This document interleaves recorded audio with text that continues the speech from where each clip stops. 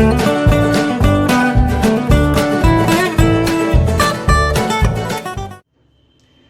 Student, online class में आपका स्वागत है। आज का हमारा टॉपिक है ऐसी परिपथ में संधारित्र के प्रतिघात से क्या तात्पर्य होता है, इसका व्यंजक प्राप्त कीजिए। तो सबसे पहले हम देखते हैं ऐसी परिपथ में संधारित्र का प्रतिघात।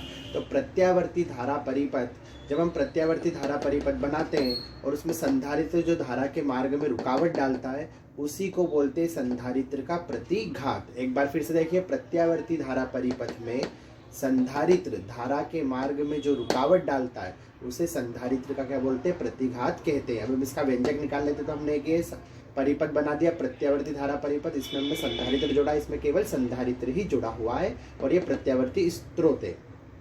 ठीक है, संधारित्र के सिरों पर जो विभवांतर है VC वो धारा I से 90 डिग्री क्या होता है, अग्रगामी होता है। तो उसका हमने ग्राफ बना दिया। अब हम इसको सॉल्व करते हैं। माना कि किसी क्षण t पर संधारित्र पर प्रत्यावर्ती वोल्टता निम्न समीकरण से प्रदर्शित की जाती है, तो V बराबर V0 साइन ओमेगा t, ये समीकरण 1 मान लिया।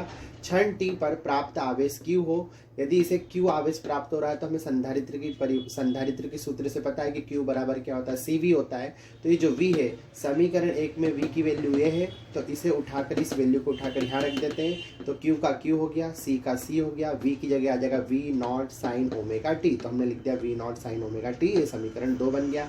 अब मान लो कि इसमें प्रत्यावर्ती धारा कितनी बह आई, तो क्षण t पर परिपथ में बहने वाली धारा कितनी मान ली, I मान ली। तो I का फार्मूला आता है dq बटे में dt, आवेश प्रवाह की दर। ठीक है ना, तो I बराबर हो गया dq बटे में dt। तो अब हमारे पास समीकरण 2 जो है उसमें q की वैल्यू रखी हुई है, तो हम यहाँ पर q का मान रख देंगे। समीकरण 2 से q का मान कहाँ रखेंगे, यहाँ पर रखेंगे। तो I का I लिख दिया, dy dt का dy dt लिख दिया, और Q की जगह लिख दिया CV0 sine omega t, CV0 sine omega t। ठीक है, अब ये क्या होता है, ये जो CV0 इसको आगे लिया है तो ये हो गया CV0 और ये हो गया dy dt और साइन ओमेगा t।